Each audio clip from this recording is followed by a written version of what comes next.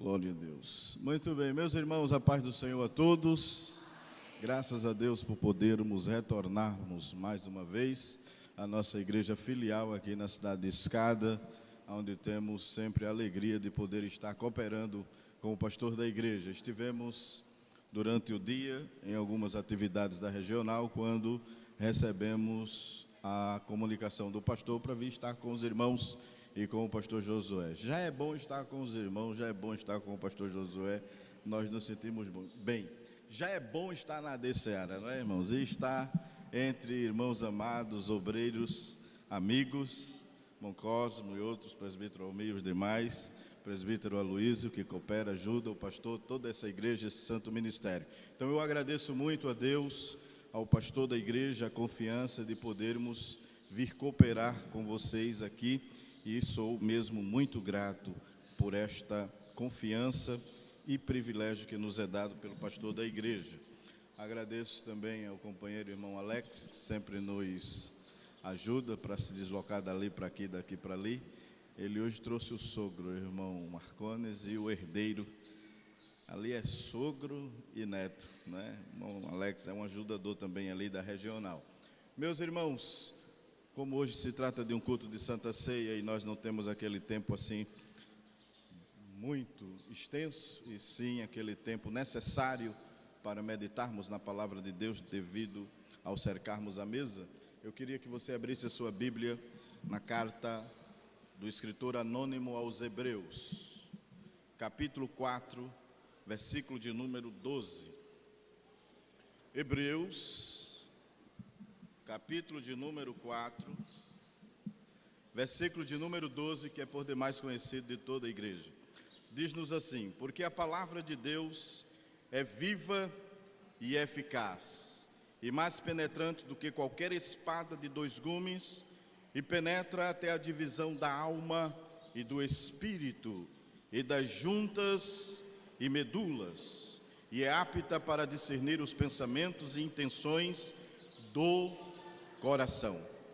Meus queridos irmãos, não vamos aqui estar nos detendo no que diz respeito ao que o comentarista, o escritor, em todos os detalhes, ele quer chegar, mas em síntese ele é um amante das escrituras, ele é um amante da história hebreia, da história dos hebreus, e ele começa desde o capítulo 1 nos mostrando, enfatizando a importância da voz de Deus, quando ele diz com muita clareza: havendo Deus antigamente falado, muitas vezes e de muitas maneiras, aos pais pelos profetas, a nós falou-nos nestes últimos dias pelo Filho.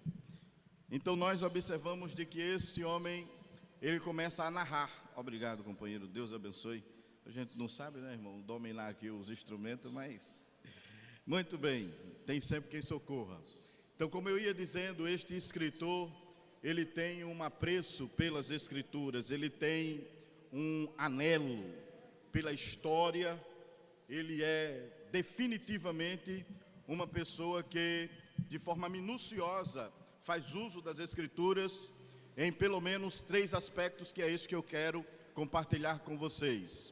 Não dá tempo nós estarmos aqui citando os contextos todos, mas nós vamos pelo menos deixar claro para os irmãos que a visão deste escritor é uma visão que sintetiza as escrituras com a ideia de construção, de inspiração e de confirmação. Vou repetir: ele constrói uma ideia em todo o contexto, nesta carta especificamente, olhando dentro de um parâmetro completo destes capítulos, nós vamos entender que ele olha e enaltece o lado da construção das escrituras, porque ele constrói, usando a história, desde o texto do capítulo 1, quando ele mesmo disse de que, havendo Deus falado antigamente, e quando ele se reporta ao passado, os irmãos vão observar que ele vai para a história mais profunda da história dos hebreus, da cultura dos hebreus, seja do lado espiritual, seja do lado cultural, seja do lado religioso.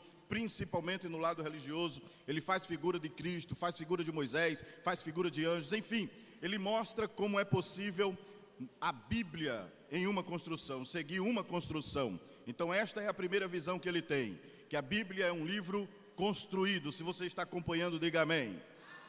Então ela é construída. Segundo, na visão deste homem, ela não é só construída, ela é construída debaixo de uma inspiração, porque ele reconhece a autonomia de Cristo, reconhece a autonomia de Moisés, reconhece a autonomia dos anjos, ele reconhece toda a espiritualidade que há nas Escrituras, de maneira que ele chega no capítulo de número 5 a nos enfatizar de que há pessoas que se alimentam dela de dois aspectos, um apenas como que leite e outro como sólido mantimento. Então nós vamos observar de que ele mostra a necessidade de crescer neste conhecimento. Então ele mostra-nos que ela é construída, ele mostra-nos que ela é inspirada, e depois este homem ele faz questão de nos mostrar que ela também é confirmada. Ela é construída, inspirada e confirmada, e por ser confirmada, encerrou-se num cânon sagrado, aprovado através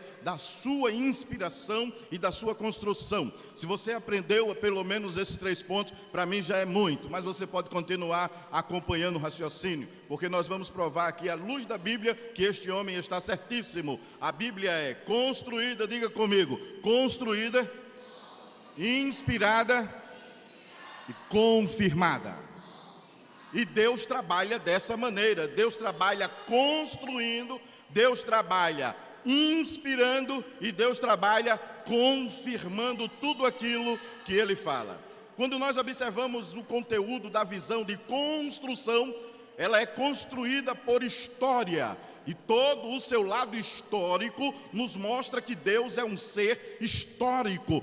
Deus é o histórico, melhor dizendo, é o ser mais predominante na história.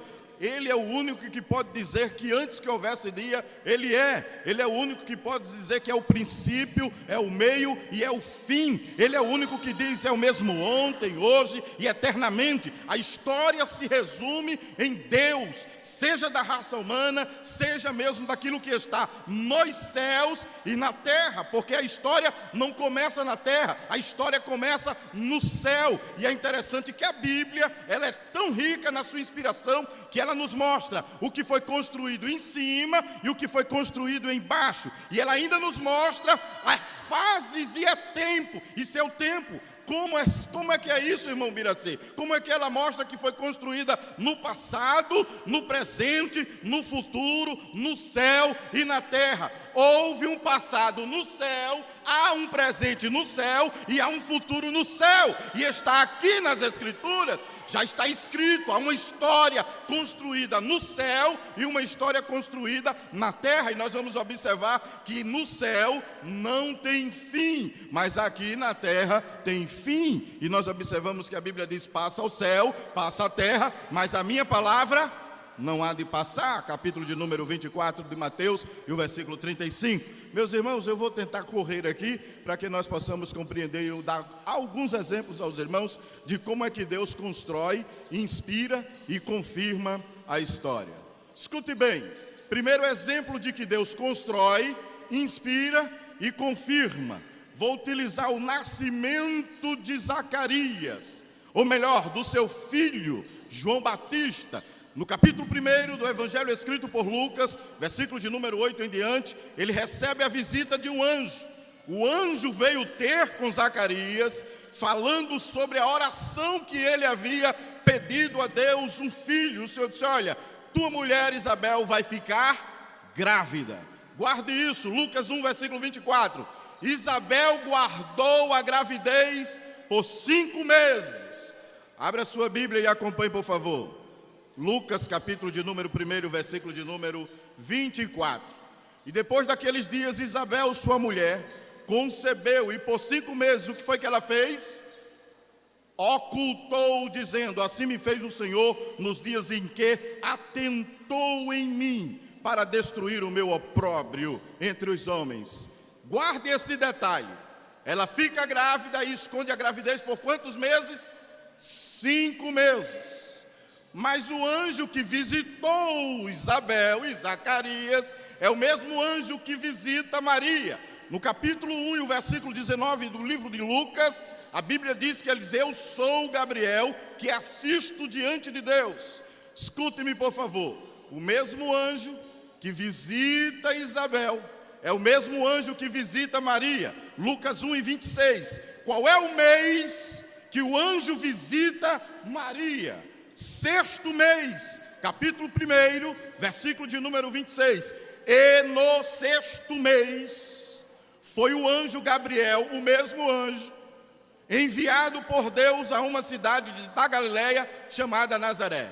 Escute, a gravidez de 5 meses escondida de Isabel. No sexto mês o anjo visita Maria. Por quê? O anjo visita Maria no sexto mês. Porque Deus estava construindo uma história na casa de Isabel para levar Maria a acreditar naquilo que está escrito em Lucas 1:37. Citamos e recitamos esse texto, porque para Deus, o anjo está dizendo isso a Maria, mas para Maria acreditar nesta verdade, tem que haver alguma história que comprove. Mas tudo bem, é simples, vamos abrir a Bíblia, Maria. Escuta, lá atrás, Raquel era estéril e ficou grávida, Maria. Lá atrás, Sara era grávida, era estéril e ficou grávida, Maria. As mulheres dos patriarcas ficaram gestantes, Maria. E ainda mais, se lembra da história de Ana e de tantas outras mulheres, ela tinha muitas histórias, sim ou não? Então era fácil de acreditar. Sara com 99 anos teve um filho, Maria. Mas o anjo conhece o coração de Maria, porque tem gente que tem dificuldade de acreditar. E Maria tem dificuldade de acreditar. Quando o anjo diz a ela: você vai ficar grávida, ela automaticamente pensa como qualquer uma outra mulher. Isto é simples. Qual é a mulher que se casa que não quer ficar grávida? Eu estou noiva, vou me casar, e é claro que eu vou ficar grávida. Mas o anjo coloca um problema na causa. E qual é o problema? Você vai ficar grávida de Deus. Aí ela disse: isso nunca aconteceu. Ficar grávida do Altíssimo, isto é impossível. Como se fará isto? Principalmente porque eu nunca conheci varão ou homem algum. Maria era prudente, ela não acreditava em qualquer vento que passasse ou em qualquer palavra que passasse. E Deus, que conhece o coração de Maria, construiu uma história na casa da sua prima. Olha onde Deus construiu. O que é que Isabel era de Maria? Dentro da família. O exemplo que Deus vai dar, a história que Deus vai construir é na casa de Isabel. Olha o reboliço lá na casa de Isabel. Isabel vai ficar grávida, Zacarias. Eu não acredito. Zacarias ficou? Por que não acredito? Olha Zacarias mudo agora. Mas você pensa que ele ficou mudo só porque ele não acreditou? Não, senhor. Era porque Deus tinha um mistério em silêncio, para que ninguém soubesse o que é que ele estava fazendo na casa de Isabel. Já pensou a pessoa ser pai e não poder dizer, principalmente ele, um sacerdote, termina o culto, ele quer abençoar, e ele chega lá para dar a bênção sacerdotal, o povo lá, tudo esperando, e Zacarias. E o povo esperando ele dizer: o Senhor faça resplandecer o seu rosto sobre ti e te dê a paz. Ele, sem poder abrir a boca, porque Deus constrói história permitindo vexame na família. Olha o vexame na vida de um sacerdote. Já pensou o pastor que prega todos os cultos e abençoa a bênção apostólica e chega aqui mudo, sem poder falar? Não é uma tristeza? Não é um vexame? Mas Deus ainda vai criar um vexame maior na casa de Isabel. Uma mulher com mais de 80 anos, acredita-se os historiadores, agora chega e diz para o seu esposo: eu estou achando que eu estou grávida. Você está doida. Ela disse: mas o anjo falou conosco. Falou conosco. Se agora eu não vou colocar esses pezinhos lá fora na rua de jeito nenhum, Zacarias, senão eu vou passar vergonha. As pessoas vão perguntar: que barrigão é esse, dona Isabel? E ela vai dizer: é um mioma, é alguma outra coisa, mas ela não pode dizer que é gravidez. Olha o vexame para ela. Aí o que é que ela faz? se esconde. É Deus construindo uma história sem que ninguém perceba. O pai não pode falar porque está mudo. A mãe não pode falar porque está avançada em idade. Aí ela esconde por 5.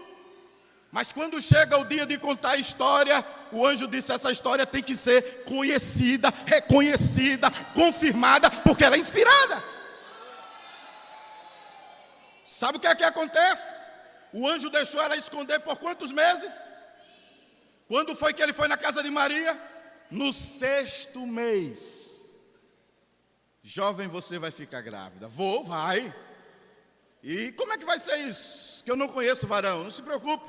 Descerá sobre você a unção do Espírito, do Altíssimo e tal, como todos já sabem do contexto. E Maria começa a brigar com o anjo, diz: e a tal, e tal, e tal. E o anjo chega a dizer a ela: olha, Isabel, tua prima, está... Aí ela diz: eu sou da família, não estou sabendo de nada disso. Eu sou prima e não tenho ciência de nada disso que está acontecendo. Zacarias está esperando isso há anos. Que história é essa? Aí ela ainda diz assim ao anjo: cumpra-se em mim, na serva do Senhor, o que tu disseste. Parece que ela acreditou, não foi, irmão? Você pensa que ela acreditou, foi? Ela não acreditou. Quando o anjo saiu, foi o que ela fez? Ela disse: eu vou dar uma carreira na casa de Isabel, de Bel. Eu vou lá ver Bel. Olha a carreira para a casa de Isabel. Quando ela chega correndo na casa de Isabel, que estava escondendo a história. Aonde foi que Deus construiu a história para fazer Maria acreditar? Na casa de Isabel. Aí quando ela chega lá e que ela cumprimenta, o menino que está na barriga de Isabel faz assim, olha. Esconde a história que Deus está construindo. Esconde agora. Escondeu por quantos meses? 5 meses escondendo. O vexame do velhinho, o vexame da velhinha, porque às vezes Deus está construindo uma história que parece que não tem pé nem cabeça. É uma confusão, mas Ele tem tudo no controle da história. E o ribuliço está acontecendo na casa de quem? De Isabel. Para fazer Maria acreditar que ele ainda abre madre de mulher avançada em idade, para fazer ela acreditar que ele ainda faz virgem e fica grávida. Aí quando o menino se mexe, Deus estava construindo. Agora impeça de se não ver aí nesse texto a inspiração. Me mostre se não há ação de Deus aí. Me mostre como.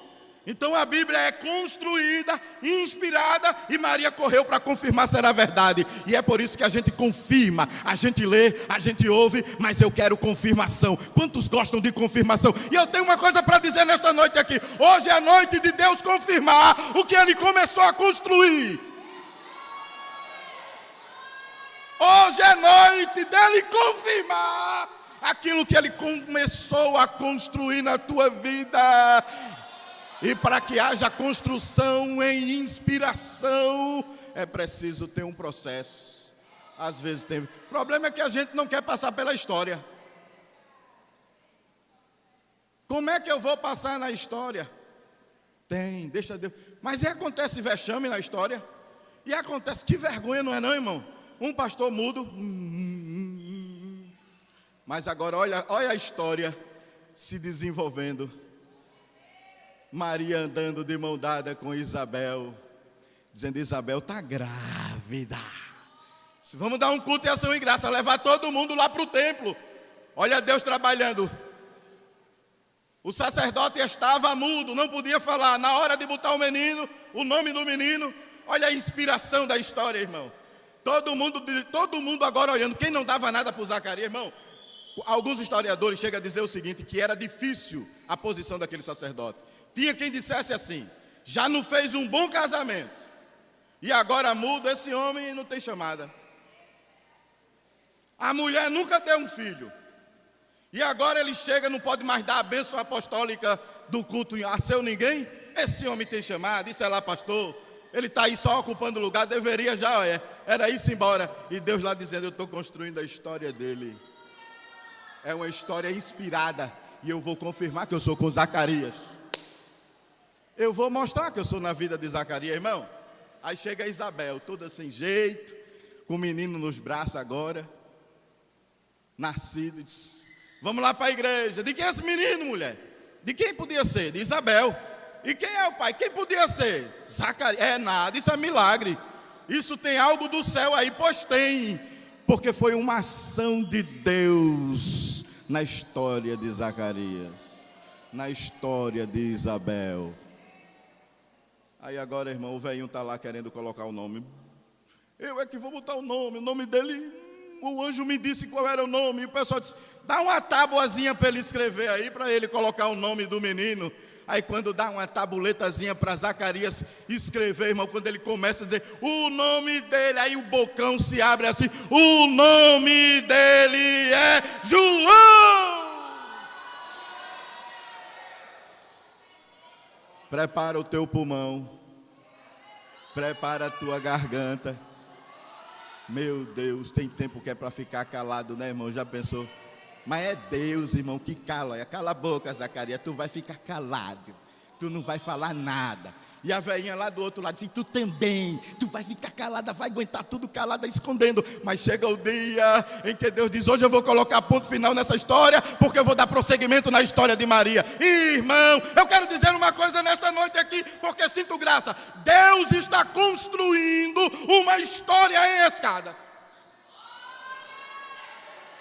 E tem mais, é uma história que será confirmada, inspirada. Você vai passar, mas alguém vai se lembrar desse dia, do que você fez, por onde você andou. Estamos construindo uma história. Nesta noite eu sinto graça para dizer aqui: assim como a Bíblia, ela foi escrita, inspirada e confirmada, às vezes a vida de um crente, ela também tem uma construção, uma inspiração e uma confirmação. Mas eu tenho que entender o processo, eu tenho que entender o caminho da construção. Deus não traz nada sem que Ele construa da maneira dEle, do jeito dEle. Então tem vexame? Tem. Tem coisa ruim? Tem. Quem disse que a história é só para ser construída de final feliz, de começou tudo bonito e vai terminar tudo bonito? Vai nada. Tem história, tem calvário. Tem falta de pão, tem falta de veste. E tem, irmão, mas se tem. Mas também tem a presença eminente dEle no deserto, conservando, mantendo, alimentando, nutrindo. Segundo exemplo que eu quero dar, porque o tempo não permite ir muito adiante. Lucas 24, versículo 13 em diante. Os dois discípulos iam caminhando no caminho de Emaús. Todos já conhecem a história. E a Bíblia diz desde os versículos de número 17 que eles estavam cegos de tristeza, que não viram Jesus entrar com eles. Tem história que Jesus está e parece que não está. Vou repetir essa frase. Tem história que Jesus está e nem parece que Ele está. Porque às vezes a gente não consegue sentir Ele, né, irmão? Tem hora que a gente fica assim: mas onde é que tu está, Jesus? Lá vinham os dois dizendo: hoje é já o terceiro dia, e olha que história triste está os dois. Cleopas o nome de um e o outro a Bíblia não diz. Mas rapaz, é hoje já 60 estádios, 18 estádios, 11 estádios, né? Vamos ler que é para não errar, eu não gosto de mencionar errado. Lucas 24, quantos estádios era que ele andava? Dava cerca de 11 quilômetros. 60 estádios, não é isso? Lucas 24, versículo de número 13, 60 estádios, muito bem, versículo 13, cerca de 11 quilômetros, alguns acrescentam aí a ideia de 18, mas 11 quilômetros é o mais necessário, o mais claro. Sabe o que é 11 quilômetros conversando triste? Rapaz, hoje é o terceiro dia, ele disse que ia ressuscitar, não ressuscitou, eu estou decepcionado. Mas haviam tantos fatos, irmãos, ao redor deles, e eles mesmos testemunham, eles mesmos testificam. Uma mulher diz, umas mulheres diz, uns discípulos seus também diz, porque talvez não, às vezes, A história só tem sentido quando é conosco. Quando é dos outros, não tem muito sentido. Viver a história dos outros, realmente às vezes é insuficiente. É preciso viver uma.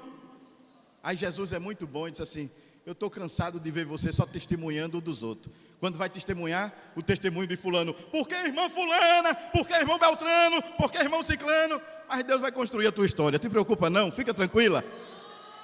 Aí eles começam, pastor, começam a conversar e tal. Algumas mulheres disseram, alguns homens disseram, e aí Jesus tal. Que conversa é essa que vocês entram aí, estão conversando, dialogando no caminho? Ah, és tu apenas um peregrino e tal, e começa. É a história de Nazareno e tal, e lá vai, poderoso em obras, em palavras. Ele disse que ia ressuscitar o terceiro dia, e hoje é o terceiro dia e nada ainda. E Jesus deixou eles falar. Era Jesus, mas para eles não era. Porque tem coisa na nossa vida que é Jesus e a gente fica duvidando que é Jesus. És tu mesmo, Senhor? É Deus mesmo que está permitindo isso, sim, senhora. Tome aí para você, guarde aí no seu coração essa palavra. Isso que está acontecendo comigo. E Deus vem pela palavra e te diz: sou eu que estou permitindo desse jeito. Mas essa tristeza, sou eu que estou permitindo dessa maneira. Estou construindo a tua história. Olha eles dialogando no caminho. Aí daqui a pouco chega uma altura que Jesus diz: não dá mais. Versículos de número 20 a 25, Jesus: não dá mais. Honestos e tardio de coração para crer nos profetas. E começou a abrir as escrituras. Aí a Bíblia diz assim: e começou a abrir as escrituras e foi lá. Pá, pá, tome Bíblia, tome Bíblia. E eles começaram a olhar para ele assim: diga mais, fale mais. Os 11 quilômetros ficaram curtos, a noite chegou, estava tão bom, e chegou na cidade em que eles estavam indo. Quando chegou perto da porta deles, Jesus disse: eu vou embora. Disse: viajante, vai não, fica conosco mais um pouco, a tua palestra está tão boa, os teus esclarecimentos estão tão bons, fica conosco, entra para jantar. Aí Jesus olha para eles e disse: vamos. Chega no cerimonial, partir o pão.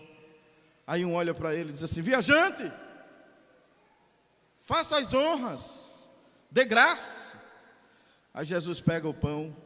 Não é que está escrito dessa forma, porque não sabe-se quais palavras Jesus usou na oração, mas a maioria de alguns estudiosos, eu gosto de acreditar dessa forma. Ele pega o pão e, como sempre: Pai, graças te dou. Aí eles ouviram a expressão Pai. Aí Cleopas do lado de cá olhou assim: não pode ser, não pode ser. E o outro do outro lado disse, e ouviu-se um silêncio. Ele disse: terminou essa oração? É ele, só pode ser ele. Só quem ora assim dizendo Pai é ele. João Batista não ensinou ninguém a orar dessa forma. Só quem ensinou a orar assim foi ele. Quem é? Irmãos, aí quando eles abriram os olhos, Jesus não estava, mas a presença estava. Se prepare nesta noite para sentir a presença dele. Já um dia que você não sente a presença dele como ele quer que você sinta, mas hoje ele vai fazer você sentir a presença dele. Você está cega, está cego, reclamando, murmurando, triste. Veio, posso falar, né, pastor? Você veio ceiar triste hoje aqui. E já faz uns dias que você vem com essa tristeza, um desgosto, e só Deus sabe os pensamentos que tem vindo na sua cabeça, não é? Já estava voltando para Emaús, ia ficar lá e disse: eu não quero mais conversa de ir a Jerusalém. Já estava querendo desistir de Jerusalém, você.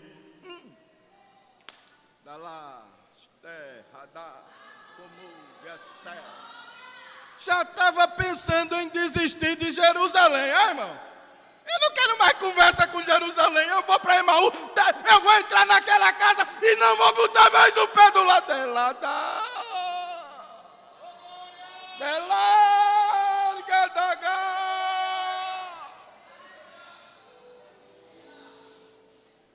Depois que a gente entrar ali, eu não quero mais negócio com Jerusalém, não quero mais esse negócio de discípulo, eu não quero. Você não quer? Você não quer? Te prepara para andar de novo os 11 quilômetros.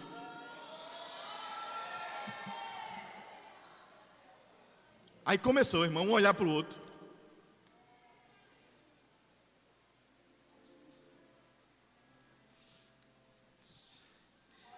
Está ardendo aí dentro? Está. Está queimando aí dentro? Está. O que é que tu acha, Cleopas? Só quem orava assim era ele. Era ele que estava aqui. Vou usar na linguagem de hoje. Eu ainda estou me arrupiando todinho. Eu ainda estou sentindo a graça dele aqui. Tu está sentindo, Cleopas? Tu está sentindo, Cleopas? Estou. Aí Cleopas diz assim a ele: no caminho meu coração ardia tanto quando ele falava, mas eu estava tão chateado, eu estava tão triste que eu não deixei. Deus tem falado e você não tem escutado, por causa dessa tristeza. Mas hoje é um rio aqui, cujas correntes alegram a cidade, o santuário, a morada do Altíssimo. Aí Cleopas diz: porventura não ardiam os nossos corações quando ele nos falava no caminho?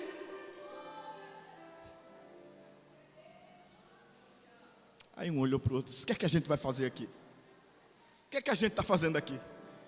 Eles disseram a Jesus: olha, irmão, fica porque já é de noite, é perigoso.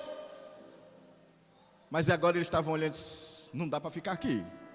Cleopas, eu vou a Jerusalém, Cleopas. Eu vou procurar os apóstolos, eu vou procurar os irmãos lá, Cleopas. Eu vou lá procurar os irmãos, Cleopas. Aí eu disse: e tu não vai sozinho não, eu vou contigo. Tu vai, nós dois. Ó, irmão, aí começou. Vieram os dois, pensando em desesteiradar. Deus está aqui, pastor.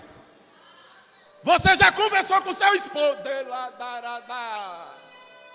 A reunião que você fez com o seu esposo, não foi? Porque era dois homens, mas eu estou falando porque Deus está falando comigo aqui. Está dizendo: diga que ela falou com ele. E já tem uma decisão definida, mas hoje, diga a ela daragachou, bradarabacama navacé, deprou, minantre assou, teradai, niragastu ibrihaiafá. Diga que ela vai voltar para Jerusalém renovada.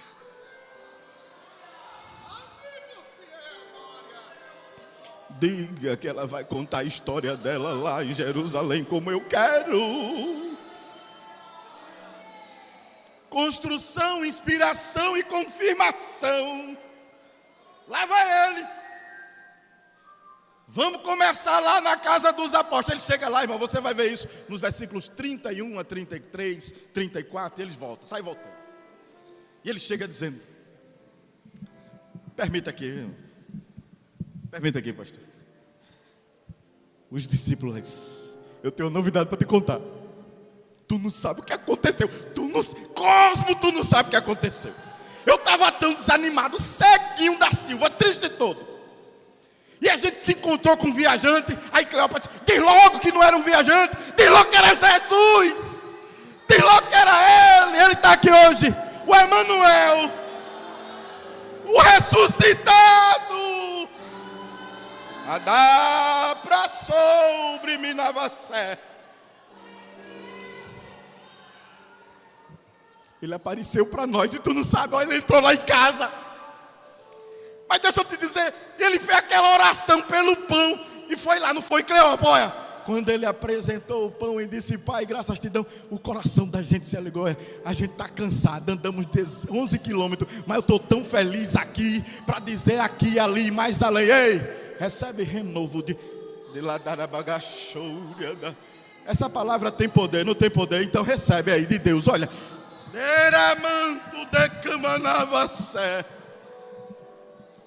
Olha, irmãos, Deus está aqui. Eu não preciso mais ir adiante, não. Escute o que é que Deus vai fazer com você aí onde você está. Sinta Ele assim, olha. Eu quero só que você feche os olhos, que nem Cleopas fez. E senta ele dizendo assim: estás pronta para andar 11 quilômetros?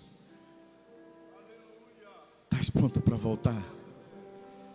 Para abrir a tua boca aqui em Jerusalém?